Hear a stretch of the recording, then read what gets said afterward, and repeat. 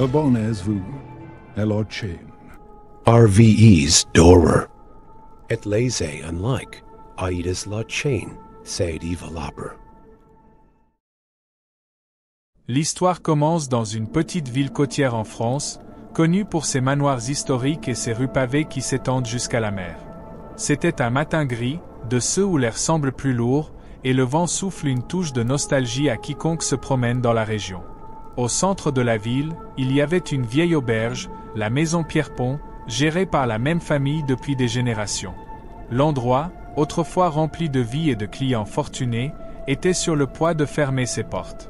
L'atmosphère, chargée de secrets et de souvenirs, semblait presque soupirer sous le poids de son histoire. Marc et Luc, deux frères connus pour leur capacité à résoudre des affaires insolites, avaient été appelés pour enquêter sur une série d'événements perturbants qui avaient frappé le lieu. Luc, toujours le plus pragmatique des deux, doutait qu'il y ait quelque chose de surnaturel. Marc, avec une sensibilité plus aiguisée, ressentait le poids du mystère depuis le moment où ils étaient arrivés. Il y avait quelque chose dans cet endroit qui faisait frissonner la peau de quiconque. La propriétaire de l'auberge, Madame Renard, une femme âgée au regard fatigué, accueillit les deux frères avec un mélange de soulagement et de désespoir. Au cours des derniers mois, des accidents inexplicables avaient commencé à se produire. Des clients et des employés se blessaient sans raison apparente. Des objets se déplaçaient seuls, des portes claquaient violemment, et, plus récemment, une jeune cliente avait failli se noyer dans la piscine vide. Elle jouait avec quelqu'un, expliqua Madame Renard avec un regard perturbé. Mais il n'y avait personne là.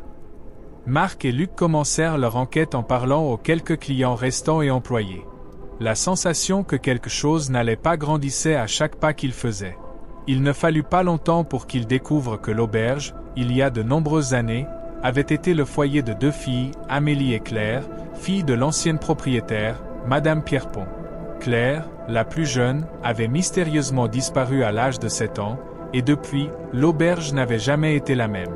Le vent semblait siffler dans les couloirs alors que la nuit tombait, et les frères décidèrent d'explorer le grenier, qui était fermé depuis des années. En ouvrant la lourde porte en bois, ils furent accueillis par une odeur de moisi et quelque chose de plus, un léger parfum de lavande, comme si quelqu'un était passé là il y a peu de temps. À l'intérieur, parmi des meubles anciens et poussiéreux, ils découvrirent une boîte de jouets anciens, tous soigneusement disposés. En fouillant dans la boîte, une poupée en porcelaine tomba au sol, se brisant en morceaux, et, à ce moment précis, ils entendirent le rire d'un enfant résonner dans les couloirs. La tension dans l'air était palpable, et le comportement des frères le reflétait.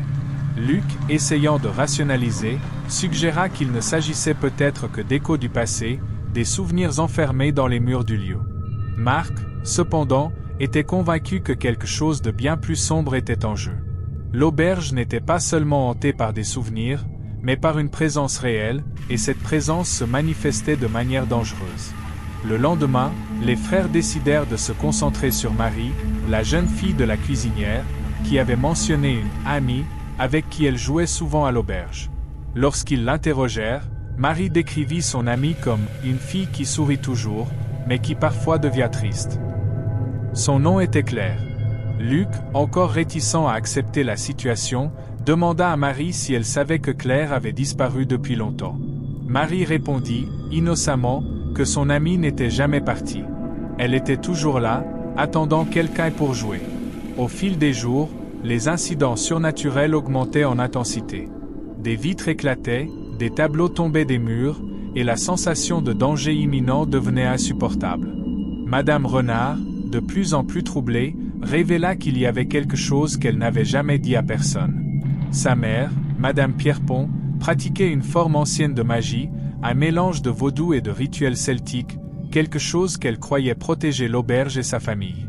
Mais, il semblerait que ces rituels avaient aussi emprisonné Claire dans cet endroit. Elle n'était pas seulement un souvenir, mais un esprit piégé entre les mondes, incapable de partir. Luc, toujours le plus sceptique, commença à sentir le poids de la situation. Les événements, auparavant faciles à écarter, devenaient impossibles à ignorer. La douleur de Claire, sa solitude, était imprégnée dans les murs de l'auberge, et elle ne reposerait pas tant qu'elle ne serait pas libérée. Marc, touché par la tragédie de la fillette, décida qu'ils feraient tout ce qui était en leur pouvoir pour l'aider. Ils passèrent la nuit à étudier les anciens livres de sorts et de rituels de la famille Pierrepont, cherchant un moyen de libérer Claire sans causer plus de dommages. Mais il y avait un problème. Claire n'était pas seule. L'esprit de Maggie, l'ami imaginaire de Marie, était aussi piégé là, mais, contrairement à Claire, Maggie ne voulait pas partir.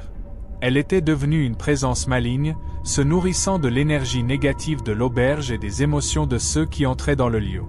La solution ne serait pas simple. Libérer Claire signifiait affronter Maggie, et les frères savaient que le temps était compté. Cette même nuit, alors que le vent hurlait dehors et que les lumières clignotaient dans l'auberge, Marc et Luc se préparèrent aux confrontations finales.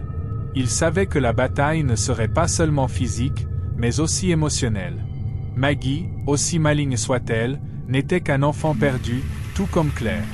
La différence était que l'une d'elles voulait la paix, tandis que l'autre voulait la vengeance. Avec l'auberge pratiquement déserte, les frères montèrent le rituel dans la salle principale, un espace autrefois utilisé pour de grandes fêtes et célébrations. Maintenant, c'était le décor d'une bataille spirituelle. Marc, concentré, commença à prononcer les mots du vieux sort, tandis que Luc, les yeux attentifs, se tenait prêt à toute éventualité. Les lumières commencèrent à clignoter avec plus d'intensité, et un rire d'enfant, maintenant clairement distordu et maléfique, résonna dans la salle. Maggie se manifesta en premier, sa forme était indistincte, mais sa présence était écrasante. Claire, au début, semblait effrayée, mais Marc l'encouragea à aller de l'avant. « Tu mérites la paix, Claire, dit-il d'une voix ferme mais douce. Nous allons t'aider. » Cependant, Maggie n'allait pas permettre à Claire de partir si facilement. La force des deux énergies spirituelles commença à déformer l'environnement autour des frères. C'était comme si le temps et l'espace dans l'auberge avaient perdu leur cohérence. La sensation de claustrophobie grandissait, et Luc, toujours le plus calme, commença à se sentir impuissant face à la force invisible qui dominait le lieu. Alors que la tension montait, Marc réalisa quelque chose de crucial. La clé pour libérer Claire n'était pas d'affronter directement Maggie, mais d'aider celle-ci à comprendre qu'elle était elle aussi prisonnière de sa propre douleur et solitude. Maggie avait besoin de quelque chose que personne ne lui avait donné pendant toutes ces années, de la compassion. Marc, alors, changea son approche. Au lieu d'essayer d'exorciser Maggie, il commença à lui parler comme à une enfant normale. « Tu peux aussi reposer, dit-il. Tu n'as pas besoin de rester ici seul pour toujours. » L'atmosphère changea immédiatement. Maggie, confuse, commença à vaciller, et le rire maléfique laissa place à un doux sanglot. C'était comme si, pour la première fois depuis longtemps, quelqu'un l'avait vraiment entendu. Et, dans ce moment de vulnérabilité, Claire s'approcha de Maggie. Les deux filles, piégées pendant tant d'années, se regardèrent comme des sœurs qui n'avaient jamais pu se dire adieu. Le rituel de Marc était presque complet, et, lorsqu'il prononça finalement les mots finaux, une douce lumière envahit la salle. Les présences de Claire et Maggie commencèrent à s'estomper lentement, comme si elles trouvaient enfin la paix qu'elles recherchaient tant. Lorsque tout fut terminé, la salle était silencieuse. Les lumières revinrent à la normale, et l'atmosphère lourde qui avait dominé l'auberge disparut. Madame Renard, qui avait assisté à tout cela de loin, s'approcha avec des larmes aux yeux. « Vous avez réussi, » murmura-t-elle. Les frères se regardèrent, épuisés mais soulagés. Marc savait que, aussi effrayants que soient les fantômes, la véritable solution résidait dans la compréhension de leur douleur, et pas seulement dans le fait de lutter contre eux. Luc, de son côté, avait enfin accepté que tout ne pouvait pas être expliqué par la logique ou la science. Parfois, ce qui était nécessaire était simplement de l'empathie et du courage. Le mystère de la maison Pierrepont avait été résolu, mais les cicatrices émotionnelles de ceux qui y avaient vécu si longtemps demeuraient. Même avec la résolution apparente des événements, il y avait un silence inhabituel cette nuit-là. L'auberge était plongée dans une tranquillité presque inquiétante, comme si tous, vivants comme morts, essayaient de s'ajuster à cette nouvelle réalité. L'atmosphère, d'une certaine manière, restait lourde. Luc, assis dans l'un des fauteuils usés du salon, jouait pensivement avec ses doigts. L'expérience de cette nuit l'avait touché plus que n'importe quelle autre affaire. Lui, toujours le plus rationnel, se retrouvait face à quelque chose qui ne pouvait pas être expliqué si facilement. C'était comme si quelque chose en lui avait également été libéré, mais il restait une ombre de doute. Marc, quant à lui, déambulait lentement dans les couloirs de l'auberge, observant chaque étage. Les tableaux, autrefois suspendus de manière menaçante, semblaient maintenant de simples objets sans vie. Le vent, qui hurlait autrefois par les fenêtres, murmurait maintenant calmement. C'était presque comme si le bâtiment respirait de soulagement. Il passa devant les chambres vides et arriva au bout du couloir, où une petite fenêtre donnait sur le jardin à l'arrière. Dehors, les feuilles des arbres se balançaient doucement, et la lune éclairait le chemin de pierre menant à l'ancienne serre. Alors qu'il observait, une étrange sensation envahit Marc. Il avait toujours cru qu'une fois les esprits libérés, le lieu redeviendrait simplement un espace physique. Mais cette auberge, il y avait quelque chose de plus. Comme si elle gardait encore des secrets. Marc se souvint des mots de Madame Renard. Ma mère pratiquait la magie pour nous protéger. Protection ou emprisonnement. Il se demanda combien de choses encore demeuraient cachées, sous des couches et des couches d'histoire. Luc s'approcha silencieusement, s'appuyant contre le mur à côté de Marc. « Tu penses la même chose que moi » demanda-t-il, brisant le silence entre eux. Marc haussa les épaules, mais ne répondit pas immédiatement. « Je pense juste que, nous avons fait ce que nous devions faire. Mais je ne sais pas si tout est fini, tu sais ?» Luc soupira profondément. « Il y a toujours quelque chose de plus, n'est-ce pas ? Je ne sais pas comment tu gères ça, Marc. Ces histoires de fantômes, tragédies, familles détruites. C'est comme si chaque endroit que nous visitons était chargé d'une douleur qui ne guérit jamais complètement. » Marc acquiesça. « Oui. Mais je pense aussi que c'est pour ça que nous faisons ce que nous faisons. Parfois, tu ne peux pas tout réparer, mais tu peux alléger la douleur. Tu peux offrir un peu de paix, même si ce n'est que temporaire. » Les deux frères restèrent silencieux quelques instants, chacun perdu dans ses propres pensées. Marc brisa le silence par un léger rire. Et dire que tout a commencé avec une poupée en porcelaine brisée. Luc sourit, mais son expression se ferma rapidement. « Tu crois que Maggie et Claire ont vraiment trouvé la paix ?» Marc réfléchit. « J'espère que oui. Claire, elle était prête. Quant à Maggie, je pense qu'elle n'a jamais eu la chance de comprendre ce qui lui était réellement arrivé. Mais nous lui avons donné cette chance. Parfois, c'est le maximum que nous puissions faire. » Avec le sentiment d'une mission accomplie, les frères commencèrent à descendre les escaliers pour retourner au hall. Madame Renard, toujours avec un regard fatigué, les attendait avec une tasse de thé chaud dans les mains. « Vous pouvez rester cette nuit, si vous le souhaitez, » dit-elle d'une voix douce, presque maternelle. Luc regarda Marc, mais celui-ci hocha simplement la tête. « Je pense qu'il est temps pour nous d'aller de l'avant.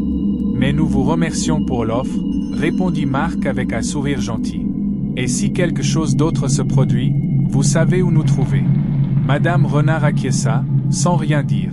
Elle savait que les frères avaient fait plus que quiconque aurait pu espérer.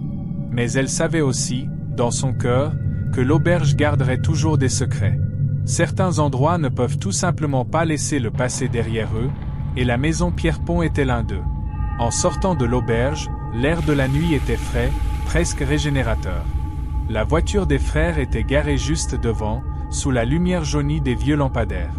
Luc mit le contact et, tandis que le moteur rugissait, il regarda Marc. « Tu sais, j'ai toujours pensé que ces choses étaient des légendes.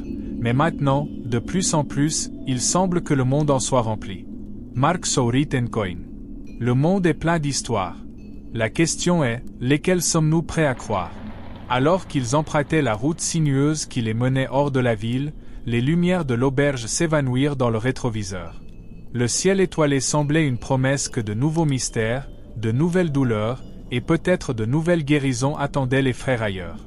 Mais ce qu'ils ne savaient pas, c'est qu'en avançant, quelque chose était resté derrière. Quelque chose qui observait, silencieuse, des ombres du jardin. L'auberge, aussi paisible qu'elle semblait maintenant, avait encore des secrets qui ne seraient pas aussi facilement oubliés. Et ainsi, l'histoire reste ouverte, comme tant d'autres que les frères rencontreraient encore sur leur chemin. La douleur des vieux lieux, la mémoire des tragédies passées, ne disparaissent jamais complètement. Ce qui les attendait dans le futur, aucun d'eux ne pouvait le prévoir, mais d'une chose, tant Marc que Luc étaient certains, ce voyage était loin d'être terminé.